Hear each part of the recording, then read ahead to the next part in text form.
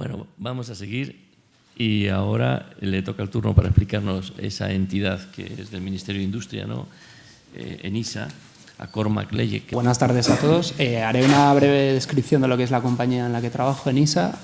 Os hablaré un poquito del producto principal que tenemos, el préstamo participativo, y luego una parte un poco más práctica de si encaja con el tipo de empresa o qué tipo de empresa encaja con nuestra financiación, cuáles serían los requisitos de entrada, las barreras de entrada y los requisitos que debe cumplir una compañía además. Y luego pues habrá un turno, entiendo, de preguntas al finalizar, pero en cualquier momento, si algo de lo que explico no queda claro o queréis que haga más énfasis o lo repita, yo encantado de que me interrumpáis. Lo que os decía, sobre quiénes somos, pues fundamentalmente me gustaría que os quedaseis con la idea de que somos una empresa pública, por lo tanto, si la empresa que vaya a obtener financiación de ENISA es bueno que tenga en cuenta que son fondos públicos, ¿vale? Son fondos de la Administración General del Estado, por lo tanto no estamos operando así como Aval Madrid, que opera a nivel autonómico, o entidades que pueden operar al nivel del ayuntamiento. Nosotros operamos a nivel del Estado. Y estamos en concreto dentro de la DGIPYME, dentro del Ministerio de Industria, ¿vale? La idea por la cual existe ENISA es para, de alguna forma, promover la financiación a la pequeña y mediana empresa española. Lo hacemos fundamentalmente a través de dos mecanismos. El primero es préstamos participativos, es decir, un préstamo entre ENISA y vuestra empresa. Y el segundo es a través del fomento del capital riesgo, ¿vale? Entonces, hoy me voy a centrar en el primer aspecto, es decir, en las partidas anuales que dispone ENISA para prestar directamente a compañías. Simplemente nota aclaratoria. Estamos todos acostumbrados al sistema o al concepto de intermediación bancaria, ¿no? Es decir, que los fondos públicos se distribuyan siguiendo el modelo del ICO a través de entidades financieras. Pues ya, para empezar, aclaremos eso, que la financiación de ENISA es directa, es decir, entre la compañía y ENISA. No hay un banco de por medio, ¿vale? Y eso tenedlo siempre presente, ¿vale? Esta tarde mismo está habiendo firmas en ENISA, viene el representante de la empresa, normalmente pues, su consejero delegado o quien sea, y firma ante notario con el director financiero de ENISA el préstamo. No hay ningún banco de por medio. Os decía, principalmente funcionamos a través de instrumentos de deuda y en concreto a través del préstamo participativo. Por lo tanto, otra aclaración, no sé si es necesario o no, instrumentos de deuda son préstamos que están temporalmente en el haber de vuestra compañía, pero vais a tener que volver, no es una subvención, ¿vale? Y en ese sentido, pues hacer mucho énfasis que el dinero de ENISA está concedido en condiciones preferentes, asumimos más riesgo que muchos inversores privados, pero al fin y al cabo es un instrumento de deuda y vais a tener que devolverlo y no responde al modelo de subvención, ¿vale? Os decía, el préstamo participativo está regulado vía Real Decreto. Esta diapositiva es digamos, una síntesis de lo que viene a decirnos ese Real Decreto. Cubre muchos aspectos, principalmente me gustaría que os quedaseis con los que enumero aquí. Os decía, es un instrumento de deuda, pero tiene ciertas similitudes con el capital riesgo, ¿no? Estas similitudes pues, son varias. La principal de ellas, capital riesgo, la figura de cualquier inversor que vaya a entrar en vuestra compañía, business angel o como le queráis llamar. La principal de ellas es que ENISA no va a exigiros un esquema de avales y garantías. Por lo tanto, todo lo que os está contando antes Julia acerca de la figura de Aval Madrid de proporcionar avales para conseguir financiación bancaria, además, es un esquema completamente diferente. Es decir, cuando ENISA analiza una operación, os pedimos el plan de negocio, os pedimos los estados financieros de la compañía, intentamos entender si esa compañía es invertible o no, es viable o no, pero nunca os vamos a pedir que, de algún modo, presentéis algún tipo de aval o os vamos a pedir que presentéis garantías de ningún tipo. Es decir, si la operación fracasa, el riesgo lo asume ENISA, ¿vale? Por lo tanto, es un modelo financiero diferente al que tenemos acostumbrados en entidades financieras, que es normal que se cubran las espaldas vía los avales o vía la aportación de garantías. Este es un modelo diferente y, en ese sentido, mucho más parecido o próximo al que puedan tener muchos inversores profesionales. El tipo de interés. Estas son las similitudes que comparte, aunque siendo fundamentalmente un instrumento de deuda, las similitudes que comparte con la figura del capital, el préstamo participativo. Tipo de interés que vais a pagar. Pues normalmente vosotros, a través de vuestra experiencia personal, pues vía una hipoteca o vía un préstamo de consumo, os enfrentáis al Euribor y a un diferencial. Y eso es el coste de la deuda que asumís, ¿no? Y esa es la experiencia que todos tenemos. Con ENISA es ligeramente diferente el caso. O con ENISA o con cualquier préstamo participativo. Os vais a encontrar que el coste de la deuda, es decir, el tipo de interés que va a pagar la empresa, va a variar en función no solamente de la evolución del Euribor, con el diferencial famoso que os apliquen, sino también en función de, en el caso de ENISA, lo referenciamos a los propios resultados de la compañía. Es decir, cuanto más dinero gane la empresa, más intereses paga. En un momento en que gana menos dinero o tiene pérdidas, paga menor interés. Por lo tanto, el interés fluctúa en función de los resultados de la compañía. Hay otros inversores en España que, utilizando la figura del capital riesgo, del préstamo participativo, la vinculan no a los resultados económicos de la empresa, lo pueden vincular pues, a la facturación de la compañía o a cualquier otro hito que considere el inversor apropiado, ¿vale? Pero en el caso de NISA estamos hablando de los resultados antes de impuestos, el BAE. Tiene el carácter de... Sí. Pero habrá un margen entre el que se moverá ese... Sí. Luego entraré en más detalle, pero a nivel teórico, para entender el participativo, la variabilidad del tipo de interés es una distinción esencial con respecto a un préstamo ordinario. Luego veremos la horquilla en la que nos movemos y veremos cómo fluctúa eso con unos máximos, con unos mínimos. Pero sí, efectivamente, hay unos máximos y unos mínimos. Deuda subordinada. Normalmente los préstamos que asume una compañía pues tienen el carácter de deuda ordinaria. En el caso de NISA, la deuda que contraiga la empresa tendrá la consideración de subordinado. Esto tiene varias implicaciones, pero la fundamental es que para otros acreedores de vuestra compañía, el hecho de que la deuda de NISA sea subordinada es algo positivo, puesto que digamos, sus posibilidades de cobro aumentan, ¿no? O al menos sus posibilidades de no cobrar no disminuyen, en el sentido en que asume NISA el riesgo de la operación, ¿no? No sé si me estoy explicando muy bien. Pero bueno, sabéis que la normativa concursal establece un orden de prelación de acreedores. Nosotros nos situaríamos siempre por detrás del acreedor común. Es decir, si vuestra empresa tiene un préstamo con ENISA y con el Banco Santander y la empresa entra en concurso de acreedores, ¿quién cobraría primero? El Banco Santander, ¿vale? O sea, nosotros, digamos, somos únicamente los accionistas están peor situados a la hora de recuperar su inversión. Hay dos supuestos donde el préstamo participativo, a pesar de ser, desde un punto de vista contable, un fondo ajeno, tiene la consideración de fondo propio y, por lo tanto, puede absorber pérdidas. Son dos supuestos, el de reducción de capital y el de el que os comentaba anteriormente, en caso de que la empresa entre en una situación concursal. En estos dos casos, el préstamo en ISA podría absorber pérdidas, ¿vale? O sea que eso tenedlo en cuenta. No caigáis en el error común que se comenta por ahí, que es que una vez que obtienes un préstamo participativo en ISA, aumentan tus fondos propios en el mismo orden, ¿vale? Son fondos ajenos que están temporalmente en el haber de la compañía y que vais a tener que devolver en un determinado momento. Y en esto quiero insistir, aunque tengas muchas similitudes o tenga muchas similitudes con la figura del inversor o la figura del capital, fundamentalmente estamos hablando de un producto de deuda, ¿vale?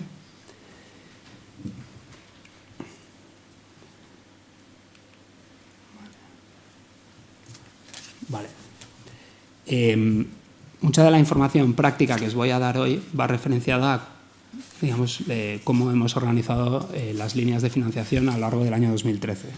Por lo tanto, sí que me gustaría hacer ya de entrada pues, esa primera advertencia de que posiblemente en las próximas semanas veáis cómo alguna de las cosas que os comento vayan a ir cambiando, ¿vale? La estructura en sí de NISA no ha cambiado mucho en los últimos años, ¿vale? O sea, fundamentalmente nosotros pues, gestionamos un dinero que nos presta el Tesoro Español, os lo prestamos a vosotros, os cobramos un interés, vosotros nos lo devolvéis y nosotros pues, operamos con ese margen y a su vez le devolvemos el principal al Tesoro. Ese es nuestro modelo de negocio, básicamente. Es un poquito más complicado, pero fundamentalmente es ese. Y cada año pues, nos asignan una partida presupuestaria a través de unas líneas de financiación. Estas líneas tienen, digamos, una vertiente comercial que podéis ver aquí y la idea es adaptar cada una de ellas pues, a lo que nosotros entendemos o a la categoría de empresas que nosotros entendemos a las que nos dirigimos. Fundamentalmente, en un primer apartado encontramos las líneas de jóvenes emprendedores y emprendedores, pensado para empresas de 0 a 2 años, es decir, que en el momento de la solicitud no hayan pasado 2 años desde su constitución. A través de estos fondos pues, intentamos asignar intentamos asignar a este tipo de empresas un volumen total de solicitudes, de financiación. En el año 2013, perdón que estoy muy cansado y que estoy con la memoria de NISA de 2013 y tengo muchos datos en la cabeza, pero yo diría que en el año 2013 hemos estado alrededor de un 40% de los importes han ido a empresas, algo menos de un 40% han ido a empresas que tienen de 0 a 2 años. ¿Vale? El segundo bloque es para empresas algo más consolidadas. Estamos hablando ya del grueso de la financiación de NISA. Ahí no es tan importante el número de años que tenga la empresa, pero sí los resultados financieros que presente. ¿Vale? Pues la facturación, que sea recurrente, digamos, los hitos que haya ido cumpliendo en su plan de negocio y demás. Normalmente ya estamos hablando, puede coincidir o no, pero en el espacio temporal de empresas pues de 3 a 7 años. Y finalmente, para empresas algo más consolidadas, tenemos una actividad que yo definiría de baja intensidad, puesto que entendemos que estas empresas ya muy consolidadas o con más de 7 años de recorrido, pues normalmente ya tienen acceso a canales alternativos de financiación, ¿no? O más tradicionales, por ejemplo el canal bancario. Eso no quita que no las consideremos todas. Yo os hago una radiografía de cómo es la financiación de NISA, cómo ha sido a lo largo de 2013. Os comentaba en el primer bloque tenemos la línea de NISA Jóvenes Emprendedores. En NISA Jóvenes Emprendedores es una línea que empezó en 2010, que digamos es un pequeño emprendimiento que hizo NISA. Hasta el año 2010 nosotros pues, teníamos una actividad mucho menor que la que tenemos ahora.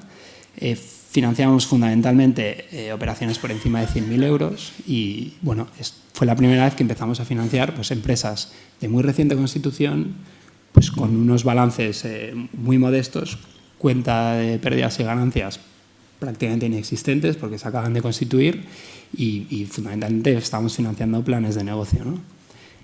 Tiene una asignación anual de 20 millones de euros al año, financiamos unas 400 empresas al año y bueno, estamos buscando eso, empresas de menos de 2 años con alto potencial de crecimiento, con un buen equipo detrás, con una buena idea, en la que nosotros intuyamos a través del estudio financiero que hagamos y a través del plan de negocio que van a ser empresas que van a tener un cierto recorrido, ¿no? El proceso es competitivo y es selectivo, es decir, tenemos muchas más solicitudes de las que luego resulta que podemos llegar a financiar. Para que os hagáis una idea, recibimos 3.000 solicitudes para financiar 400 empresas y bueno, intentamos financiar las que nosotros consideramos que son mejores, sabiendo que es una actividad de riesgo y que en muchos casos no te puedes acoger digamos, a un análisis financiero tradicional, puesto que son empresas sin recorrido, ¿no? Financiamos importes dentro de lo que es la horquilla de NISA menores, entre 25 y 75.000 euros. Y ahora sí que podemos entrar un poquito en el tipo de interés que vais a pagar. Existe un tramo fijo y un tramo variable. El tramo fijo es el que todos conocéis, Euribor más un diferencial, y el tramo variable lo determina el propio resultado de la compañía. El tramo fijo lo venís pagando, en el caso de jóvenes emprendedores, de forma mensual, tomando como referencia el Euribor a 1 de enero del año que estemos tratando, y el tramo variable es pagadero una vez al año. Os pedimos las cuentas anuales, extraemos el beneficio antes de impuestos, calculamos la rentabilidad que le habéis sacado a vuestros fondos propios. Como lo hacemos, beneficio antes de impuestos entre fondos propios medios de la compañía, es decir, la media aritmética de fondos propios que teníais entre 1 de enero y 31 de diciembre, y con eso hallamos la rentabilidad que le habéis sido capaces de sacar a vuestros fondos propios. Y eso es lo que os aplicamos de variable. ¿Qué pasa si el resultado de esta división es inferior a lo que habéis venido pagando de fijo? Es decir, que habéis tenido una rentabilidad baja, estancada o incluso negativa.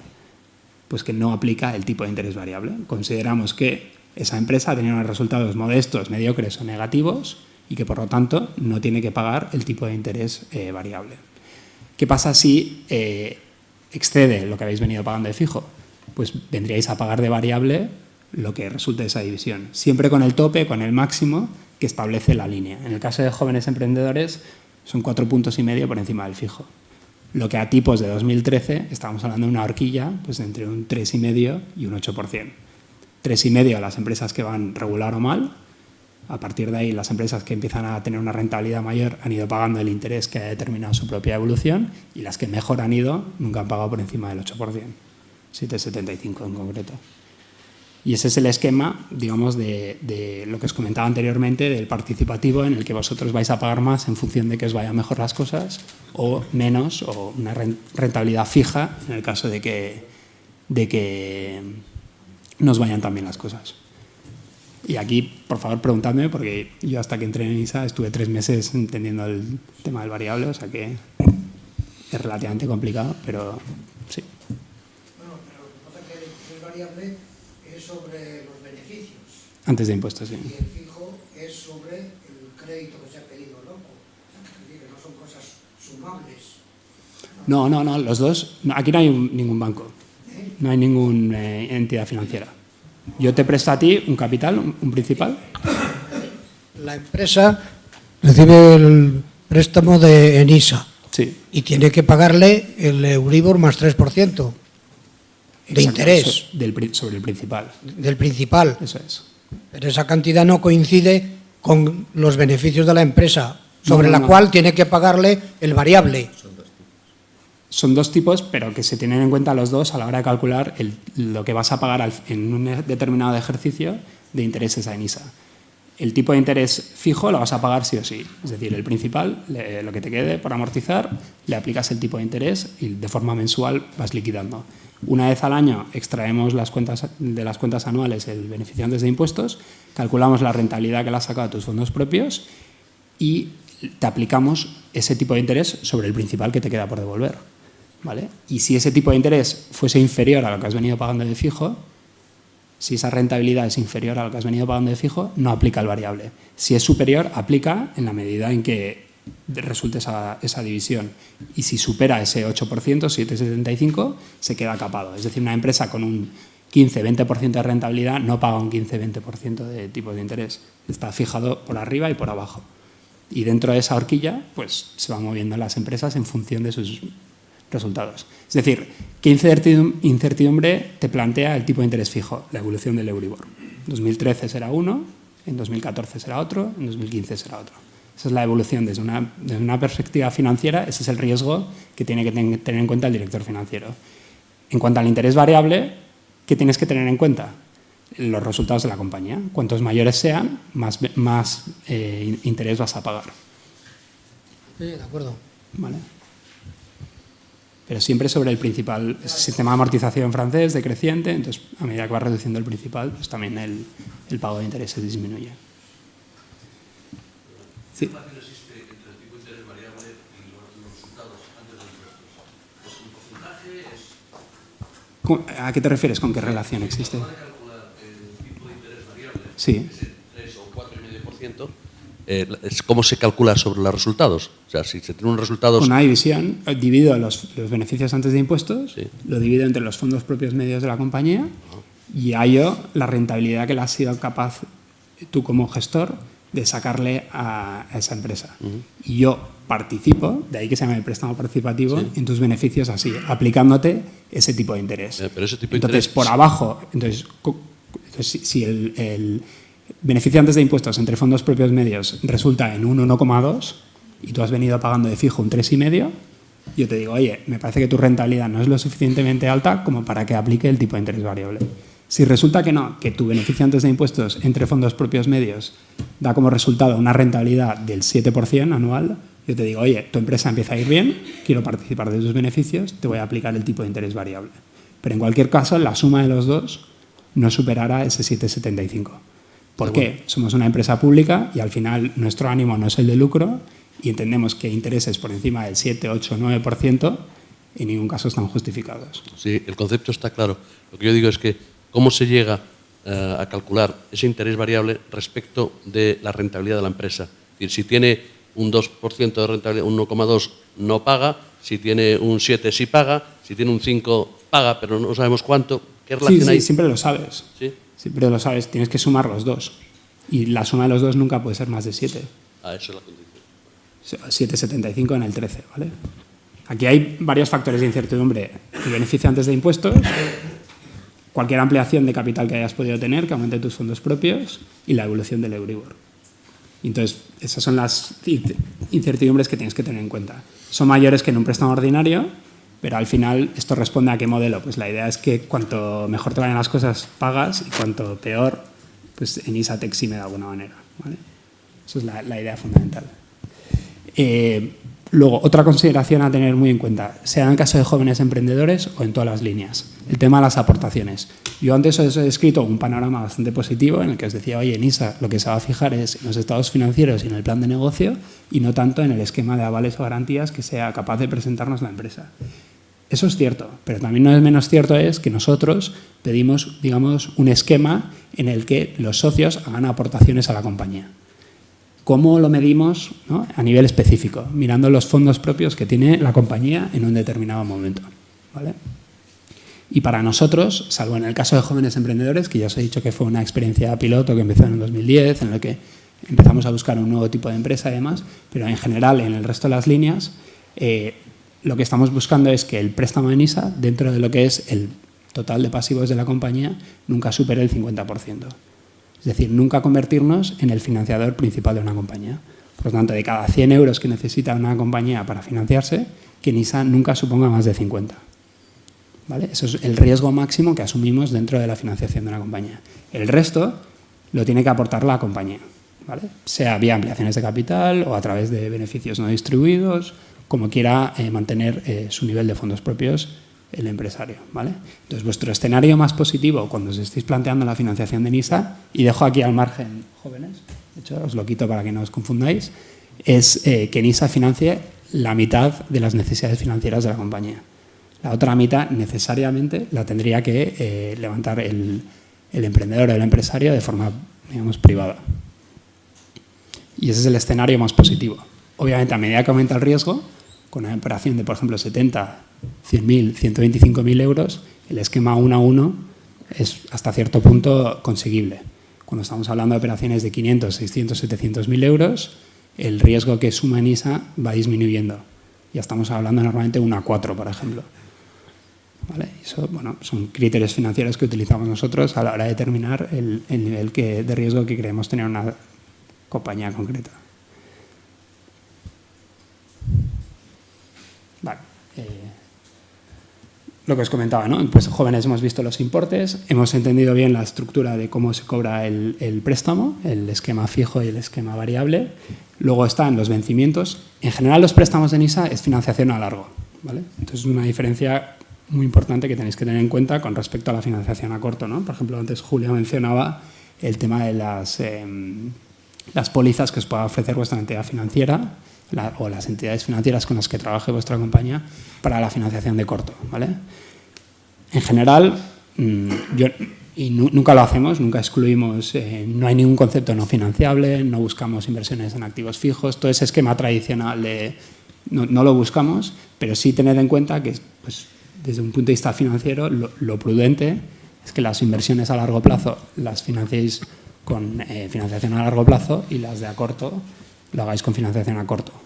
Por tanto, eso tenedlo en cuenta. Si son vencimientos a partir de 4 años, de media a unos 6 años, pues empleadlo para ese tipo de inversiones y no inversiones a corto. Pero bueno, eso es un consejo mío y bueno, al final cada uno es libre de llevar su empresa como quiera, ¿no? El tema de las aportaciones en jóvenes, veis que son sensiblemente menores. En 2013 las fijamos entre un 15 y un 30, las mínimas, por lo tanto, de cada 100 euros que financiara una compañía, típicamente Enisa podía financiar, en este caso, hasta 70, ¿no? Y el emprendedor aportar el 30 restante. Eso es el mejor de los casos. Lo habitual, o el promedio, para 2013, ha sido alrededor de, creo que eran 40 y pico %, ¿vale? Por lo tanto, típicamente Enisa estaría financiando pues un 60-55, ¿vale? Ese sería un escenario más, digamos, realista de lo que ha habido, ¿eh? Luego hay de todo un poco, ¿eh? Eso oscila, pero bueno, os pongo los promedios para que os deis una idea, hagáis una idea realmente de, oye, ¿cuánto dinero tengo que levantar de forma privada para de forma realista obtener la financiación de Enisa? No solamente ponernos con el mejor escenario, ¿no? Sí. En la aportación de los socios, sí. En la aportación de los socios entraría la empresa. O sea, si es una empresa recién constituida que ya la han montado, Sí. ¿el valor de esa empresa entraría o es ya para un proyecto futuro? de ampliación o de... Lo que os comentaba anteriormente, el nivel de fondos propios de la compañía. Entonces, os vamos a pedir un cierre. Bueno, os pediremos las cuentas del último ejercicio que hayáis cerrado, si es que lo ha habido. En muchos casos en estas empresas no lo hay, pero sí os pedimos el cierre y, bueno, pues en el balance pues vamos inmediatamente al pasivo y miramos el nivel de fondos propios que tenga la compañía. Los fondos propios los puedes engordar en una startup de reciente constitución, fundamentalmente con ampliaciones de capital. Es la única forma en una empresa más rodada, con más tracción, pues sí que hay otras formas de engordar los fondos propios de la empresa, ¿no? Lo podrías hacer, por ejemplo, a través de tener beneficios recurrentes y no distribuirlo en forma de dividendo, ¿no? Entonces vas aumentando los fondos propios de la compañía. Pero fundamentalmente son capital, las reservas, tanto la legal como la estatutaria, prima de emisión, obviamente, y beneficios no distribuidos. Pero bueno, échale un vistazo al plan general contable y te define exactamente qué son fondos propios. Pero bueno, nosotros lo que miraríamos sería eso, ¿no? Fundamentalmente ver dentro del balance cuál es el nivel de fondos propios de la compañía y ahí lo que os he explicado anteriormente. Mejor escenario, en ISA supondría un 50% y de aportaciones privadas supondría el 50% restante. Y a medida que aumenta el valor de la operación, va disminuyendo el porcentaje que en ISA estima prudente tener en esa compañía. ¿Vale? Voy mal de tiempo, ¿no? Vale, perdón. Os he explicado jóvenes y luego jóvenes creo que era importante explicarla por separado, puesto que es, digamos, lo que os decía, una experiencia interna nuestra y demás. El resto de las líneas tienen grandes similitudes. Financiamos importes de 25 a 1,5 millones. El esquema sigue el mismo, tipo de interés fijo, tipo de interés variable. El fijo es algo más barato en el resto de las líneas, está Euribor más 2,5. El variable lo determina otra vez el resultado de la propia compañía, pero veis que los vencimientos y las carencias ya aumentan, ¿no? Antes, en jóvenes, cuando se hablaba de carencia, en ENISA, cuando hablamos de carencia, siempre es carencia de principal. Es decir, a la hora de devolver el préstamo, os damos pequeñas vacaciones, entre comillas, en las que vosotros solamente tenéis que pagarnos los intereses. El principal, digamos, lo aplazaríamos a que concluyan esas vacaciones. Una vez que concluyen esas vacaciones, una vez que concluye ese periodo de carencia, ya estáis pagando intereses y principal. ¿Vale? Por lo tanto, esta carencia es carencia solamente de principal.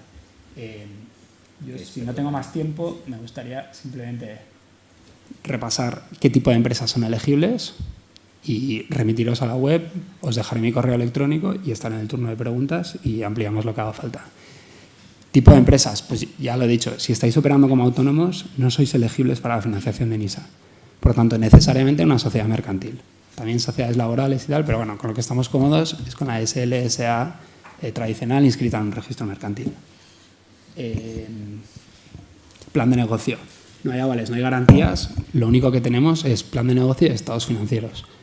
Queremos entender cómo funciona vuestro modelo de negocio, cómo habéis financiado ese negocio y cómo pensáis hacerlo, y para eso es fundamental el plan de negocio. Tenemos un formato cerrado, estamos trabajando en el digamos, formato 2014, pero bueno, ya veréis que es bastante exhaustivo y es lo que os pediría cualquier inversor. Si habéis tenido experiencia a la hora de acudir tanto a foros de inversores, pues, inversores profesionales, fondos de capital riesgo y demás, pues veréis que cubrimos todos los aspectos, desde la parte pues, más puramente tecnológica del producto, a definición pues, o descripción del mercado, a las partes más financieras de proyecciones a 3, 4, 5 años.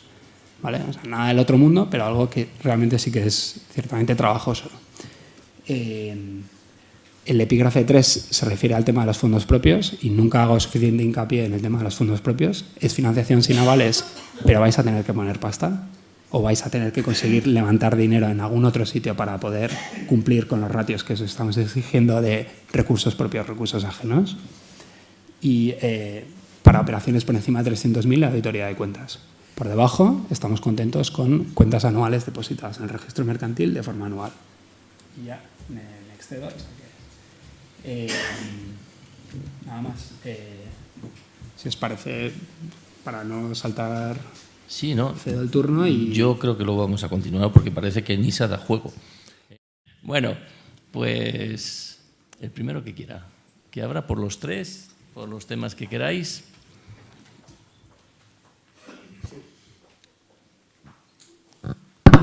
Gracias.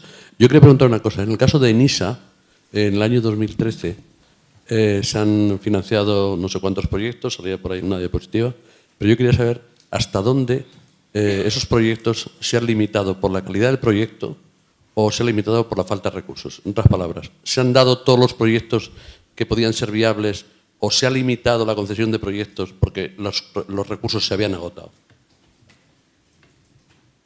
En el año 2013, creo que no he entendido bien. Vamos a ver, ENISA tiene, me parece que era un 40% de los recursos destinados a jóvenes emprendedores, a Sí. empresas de 40, 40 y tantos. emprendedores. A emprendedores, bien. Entonces, esos recursos no son infinitos, tienen un límite. ¿Vale? Por otro lado, se han aceptado una cantidad de recursos, que no me acuerdo la cantidad que se ha dicho en las diapositivas. Entonces, como el dinero no es chicle, tiene límite, se han agotado los recursos, esa es la palabra.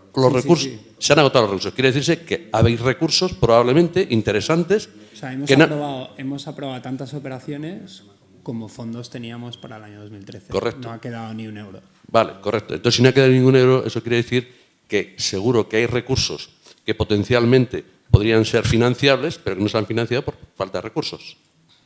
¿Recursos que podrían ser financiables No, por falta de claro, recursos? claro. Ah, Proyectos, quiero decir. ¿proyectos que se han Sí. quedado sin financiación? Sí. Sí, muchísimos. Muchísimos. Pues te diría que solicitudes hemos tenido por encima de 4.000. ¿Sí? Y hemos financiado en 2013, claro, depende si lo miras por línea o por año. No. Pero si lo miras por año, por ejemplo, hemos hecho 800 operaciones. O sea, quiere decir un 20%.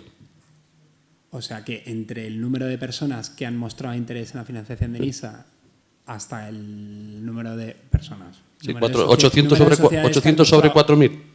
Desde que han mostrado interés hasta que han obtenido, la criba pasa de 4.000 a 800. O sea, un 20%. Y del 80% restante, la pregunta es, ¿cuántos de ellos, Sí. en términos porcentuales, potencialmente podrían haber obtenido la financiación de NISA y se han quedado fuera por falta de recursos? ¿Cuántos de ellos eran elegibles para nuestra financiación, pero incumplían el requisito de los fondos propios? ¿Van por ahí tus...? Sí. Bueno. Pues O sea, dicho de otra manera, ENISA tenía 100.000 euros para financiar, los ha concedido Sí. y, sin embargo, hay peticiones de financiación hasta 200.000 que podrían haber sido financiables porque el proyecto era correcto y se han quedado fuera por falta de dinero. ¿No? Vamos, no hay... O sea, quiere decir, por ejemplo, sí que puede haber, por ejemplo, en el caso de jóvenes emprendedores, por ejemplo, creo que hay 37 operaciones que se han quedado descolgadas. Es decir, que las hemos aprobado, pero no ha habido fondos y les hemos remitido a 2014. Es que yo tenía entendido que NISA había agotado los recursos a lo largo de 2013, no sé Pero en es- qué mes, y que a partir de ese momento que ya no había que ir a NISA porque no había dinero, vamos, en una palabra. Claro, o sea, quiere decir, es poco habitual que una empresa cumpliendo todos los requisitos no consiga la financiación haciendo las cosas como tiene que hacerlas. Otra cosa es que presenta la solicitud demasiado tarde en el año y entonces, como es un criterio, es verdad que es competitivo, pero también nosotros para mitad de diciembre tenemos que informar al Ministerio de la relación de proyectos que han conseguido la aprobación. Si tú presentas tu proyecto el 1 de diciembre, pues por muy bueno que sea y por muchos requisitos que cumplas, hay gente que en el tiempo se ha anticipado a ti y ha agotado los recursos de NISA, ¿no? Y ya para- esta gente la remitimos ya a 2014. Vale. Y ya con la segunda pregunta, para cerrar el círculo. ¿Cuánto tiempo tarda NISA desde que se le presenta un proyecto hasta que lo deniega o lo acepta? Pues ahí hay dos variables a tener en cuenta. Lo que podemos tardar nosotros en estudiar una operación y lo que tarda el Ministerio en darnos los fondos. Entonces, la primera respuesta pues depende mucho del tiempo del año. Normalmente estamos hablando de un periodo de 3 meses, pero coge este dato con pinzas. ¿Por qué? Pues, por ejemplo, ¿qué pasa si yo estudio una operación? Digo, oye, me gusta mucho tu empresa, pero necesariamente por los números que me planteas tienes que acometer una ampliación de capital. Y una vez que hayas acometido la ampliación de capital, la estructura financiera sea adecuada, se te concedería el préstamo. Y pongamos que tú tardas 4 o 5 meses en cerrar esa ronda. ¿Cuánto tiempo ha tardado ENISA en estudiar la operación hasta que la ha formalizado? Pues podemos estar hablando de 7 o 8 meses. Y lo mismo, hay operaciones que se han estudiado rapidísimo, es decir, que la empresa presenta la solicitud, nos encaja financieramente, nos encaja el modelo de negocio, nos encaja todo, los fondos por parte del Ministerio están liberados y en 6-7 semanas ha obtenido la financiación.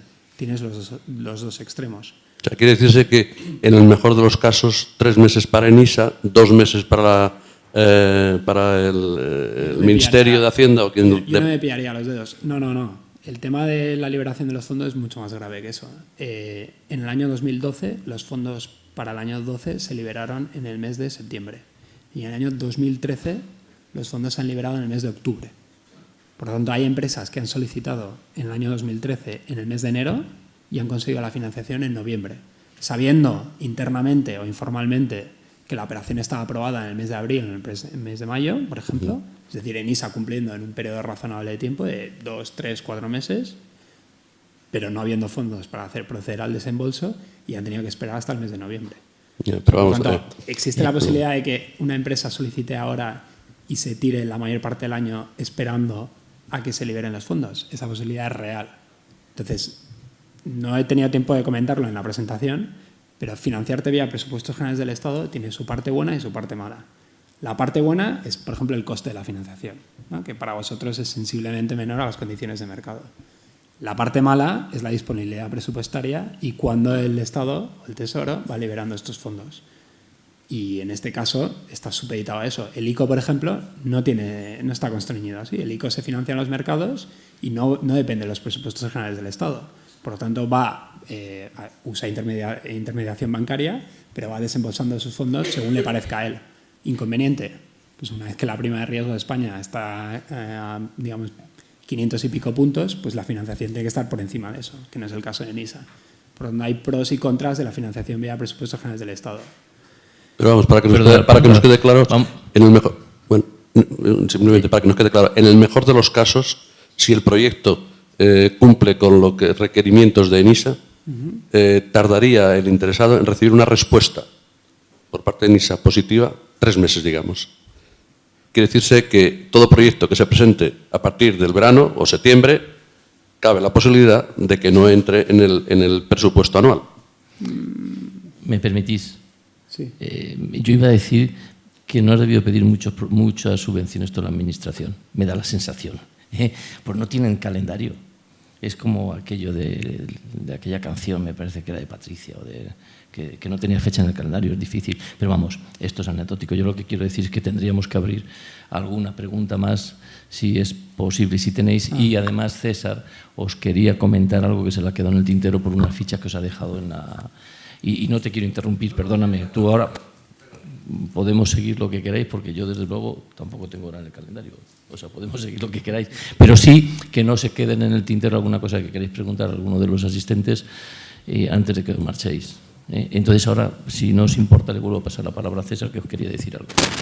Muy breve. Os hemos dejado dentro de las carpetas unas fichas de valoración en la que podéis explicar, bueno, pues tanto la ponencia como cualquier duda que tengáis también personal o cualquier cuestión, y entregarlo pues a mis compañeras, tanto Gemma como María, que luego estaban ahí fuera, como también a mí, o luego cualquier pregunta que necesitéis también. A nivel personal, los 4 pilares, pues encantado de resolverla, ¿de acuerdo? Y ahora, ¿o hay otra pregunta? O puedes seguir tú si quieres, ¿eh? Puedes machacar aquí a Cormac. No, pero va a hablar tú, por favor. Bueno, yo no sé si es más para Luis. Aquí se ha dicho que, bueno, que parece ahora que estamos ya, la reactivación económica ya está ahí, que va a volver el crédito al bancario. Yo estaba en una ponencia de emprendedores hace 1 mes y medio aproximadamente, y una persona pues bastante competente en el tema nos decía que no esperemos que en 2 años el crédito bancario vaya a aflorar como hasta ahora. Mientras tengamos los millones de parados que tenemos y mientras las familias pues sigan en este estado de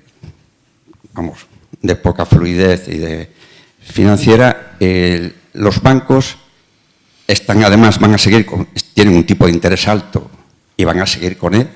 Y nos decía que en 2 años él no vaticinaba que esto fuera a resultar. Lo digo porque parece que hay un optimismo ahora pues bastante, un poco exagerado, ¿no? De que, bueno, ya hemos pasado la reactivación y ya mañana vamos al banco y vamos a encontrar con unas facilidades mucho mayores. Quería hacer eso. Tú, no sé si era para Luis.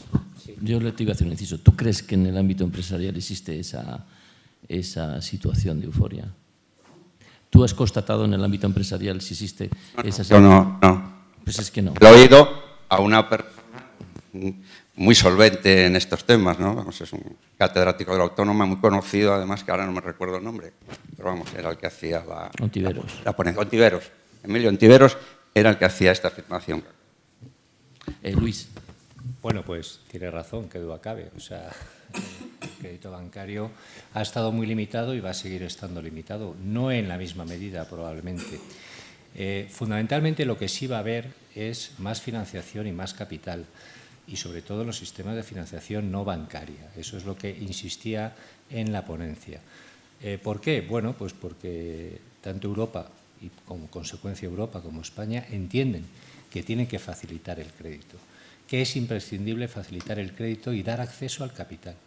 Por eso, una de las fórmulas de adoptar la definición de PYME, de los datos que hemos dado, realmente van en esa dirección. Es decir, que va a haber, a partir de este año, y es previsible que en los años venideros, mayor acceso a mayor volumen de capital para las pymes, para el emprendedor. Eso es lo que se ha venido a decir y cofinanciado fundamentalmente con otros fondos. Capital bancario, pues no lo sé. Hasta que termine de retroalimentarse el sistema ya veremos cuando empiezan a liberar, qué duda cabe. Ellos mismos también van diciendo que en las fases iniciales del emprendimiento pues es bueno acudir a estas otras fuentes de financiación. Aquí hemos visto unos ejemplos que mejoran porque no tienen las garantías que nos exige el sistema financiero, el sistema bancario, y por tanto recomiendan que se acuda precisamente a esas otras líneas, ¿no? Pero en definitiva, si la corrección es correcta, si ha de ser así, es decir, habrá menos dinero, desde luego. Sí. Sí. Bueno, Antonio. de hecho, volver al escenario del 80% de la financiación de pyme bancaria creo que sería un error, ¿no? O sea, en mercados más maduros no alcanza el 60%, ¿no? O sea, en Alemania y en Estados Unidos las pymes se financian solamente en un 60% acudiendo a entidades financieras. El 40% restante es a través de fórmulas alternativas, ¿no? No, pero quiero decir que también a veces decimos cuando se acaba es que no creo que volvamos al escenario de 2006-2007, ¿no? Tampoco sería recomendable, porque había un exceso de dependencia de financiación bancaria, ¿no? Antonio. Sí, vamos a ver. Se decía al principio, Luis, que hasta ahora había pues, un porcentaje muy alto, no recuerdo cuál, de la financiación bancaria y que había que ir a la financiación no bancaria. Por tanto, es necesaria una formación de la financiación no bancaria, ¿de acuerdo?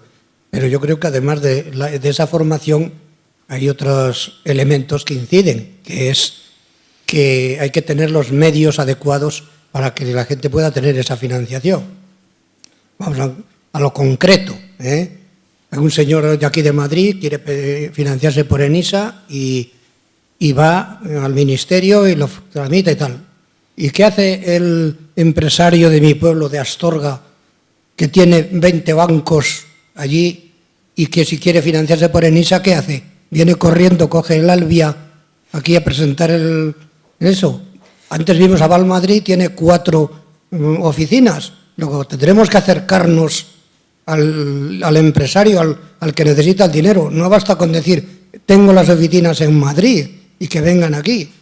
Porque si queremos efectivamente cambiar el sistema, que no se financie todo por los bancos, no basta con que los señores sepan que existe eso, sino que lo tengan a mano, porque no van a salir corriendo de su pueblo para venir a Madrid a buscar el dinero. Sí. Bueno, efectivamente. La parte del discurso que digo es que lo que hay que buscar son soluciones prácticas. No basta con decir que el problema es ese y de que hay que formar a la gente. Y además de formar, habrá que darle facilidades para que puedan hacerlo. Sí. Bueno, lo que decíamos al principio, que también lo acaba de decir, es que a la financiación no bancaria en España acude un 20%, mientras que en Estados Unidos acude un 70%. Y que, por tanto, una de las labores importantes era la divulgación de los sistemas de financiación no bancaria. Y probablemente, pues porque no va a volver con esa intensidad que ha habido otros años anteriores, pues la financiación por parte del banco puro y duro. Y además es que no interesa que así sea, porque vamos a encontrar mejores condiciones fuera del banco, clarísimamente. Ahora, que ENISA, a Valmadrid otras entidades. Bueno, pues ahí está el acceso electrónico. Es la única fórmula que tenemos para cortar distancias, pero que es eficaz. Entonces, a nivel de información, a nivel de entrega de documentación, de un inicio de la entrega de la documentación, va a valer. A partir de ahí, pues a lo mejor hay que hacer alguna visita presencial y no son entidades que se encuentran en todas partes. Pero bueno, dentro del emprendimiento lo que se está reclamando es el avance de todos los sistemas telemáticos, de todos los sistemas electrónicos, con la firma electrónica, y la verdad es que así se está haciendo. Ahora se puede constituir una empresa pues muy corto plazo, de forma electrónica, y el notario te responde con un SMS en tu móvil. Eso ya lo tenemos. Hemos constituido o ayudado a constituir empresas en el colegio por ese procedimiento, y la presentación telemática de todo tipo de documentación, ¿no? Todavía hay que ir al notario de forma presencial, quizás dentro de poco ni siquiera eso. Entonces es verdad que de momento es una carencia, a lo mejor de proximidad, pero no creo que vaya a limitar la posibilidad de que se acerquen ni al ICO, que va a través de las entidades financieras, aunque finalmente sea ICO, o a ENISA o a otras entidades. La solicitud de ENISA es puramente online desde 2010. O sea, un empresario en Madrid no tiene ninguna ventaja con respecto al de Astorga por estar a menos kilómetros de las Torres Quío de Plaza Castilla, porque no recibimos a nadie en las Torres Quío. Es un sitio de trabajo donde analizamos la documentación que nos han mandado online. Entonces, la diferencia entre enviar un correo electrónico con varios archivos adjuntos o darte de alta en la plataforma de ENISA, hacerlo desde Astorga a Madrid, es nula. O sea, no existe ninguna ventaja. Con respecto al acceso a la información y el esfuerzo que debería hacer ENISA en que este tipo de programas, bueno, ENISA incluyó todas las administraciones públicas, ya sea el CEDETI, ya sea el ICO, creo que lo hace bastante mejor, también tiene unos fondos para ello mucho mejores que nosotros. ¿Pero es criticable? Pues yo creo que sí. Si miras la memoria de ENISA 2012, verás que el 62% de los importes están concedidos en Madrid y Cataluña. Cuando estas dos regiones son el 40% del PIB, no son el 60%. Entonces, obviamente estamos sobreexpuestos a Madrid y Cataluña, sí, pero yo no creo que eso se deba tanto a un tema únicamente de divulgación, que posiblemente pequemos de hacer demasiada promoción en eventos como el que estoy esta tarde, que obviamente yo he salido de la oficina esta tarde pues, a las 6 menos cuarto, me he venido aquí y he hecho la tarde y no es ningún problema, no me ha perjudicado mi jornada laboral. No puedo hacer esto en Astorga. O sea, conllevaría para mí ir la noche antes, coger el tren, tal, etcétera, ¿no? Y a nivel de divulgación probablemente podríamos hacer mucho más esfuerzo en otras provincias fuera de España, ¿no? Luego también hay un circuito, y el circuito es el que es y está condensado en Madrid y Barcelona. Y al final las ferias de emprendedores, los eventos, los foros de inversores, los propios emprendedores emigran y vienen a vivir a Madrid y a Barcelona. A nivel internacional, el talento que se atrae viene a Madrid y Barcelona. O sea, quiero decir que también hay una serie de factores, digamos, estructurales que van más allá de las posibilidades que tenga ENISA de poder divulgar mejor nuestros programas, ¿no? Entonces yo ahí hago un poquito de autocrítica, pero sabiendo lo que hay, que es que España es lo que es y el capital está concentrado en Madrid y Cataluña. Entonces, si el préstamo participativo necesariamente va aparejado de una inversión en capital y el capital se concentra ahí, que luego leas mi memoria y veas que hemos hecho casi todas las operaciones en Madrid y Cataluña, tampoco nos tenemos que llevar las manos a la cabeza, es lo que hay. Y responde un poco al modelo industrial del país, ¿no? O sea, es que en ese sentido poco se puede hacer desde ENISA, ¿no? ¿Tenéis alguna pregunta más?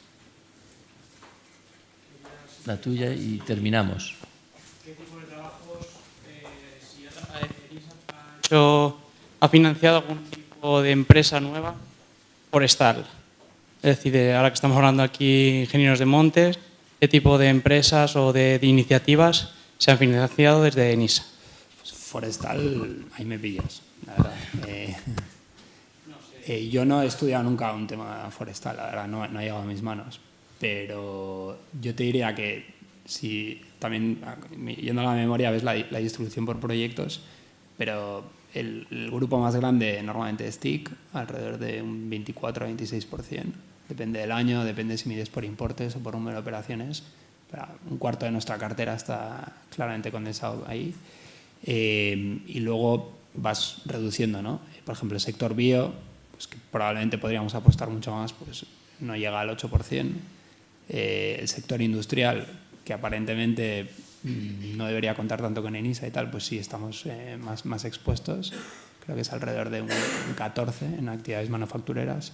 Y bueno, ahí tienes ahí el desmenuce, o sea, para ver hasta qué punto invertimos en cada sector. Temas forestales, realmente, ahí no te podría contestar. La única discriminación que tenemos son los temas inmobiliarios y los temas financieros. Más allá de eso, no tenemos sectores preferidos ni sectores apestados. Es decir, buscamos proyectos que sean innovadores, que sean viables en cualquier industria o en cualquier sector, incluyendo el forestal, claro que sí. Luis. Muy brevemente.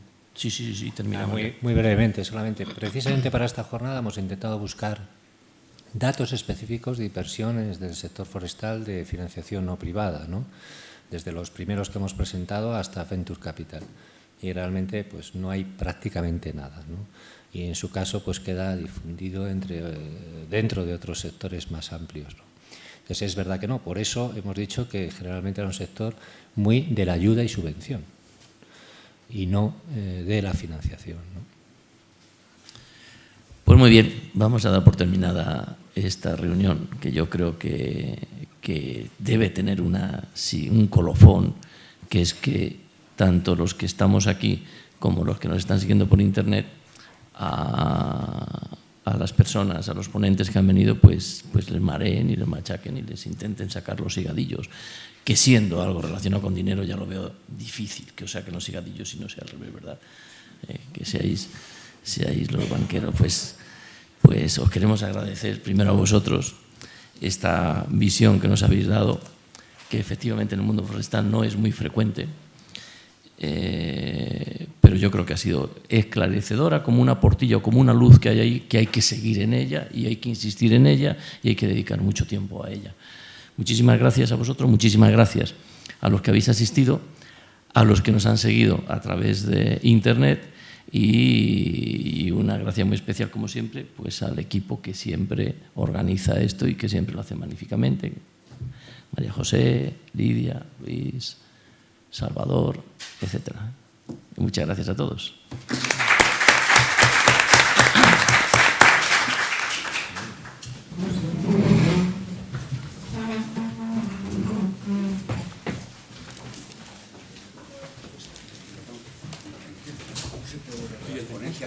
La cuelgan en la hoja nuestra.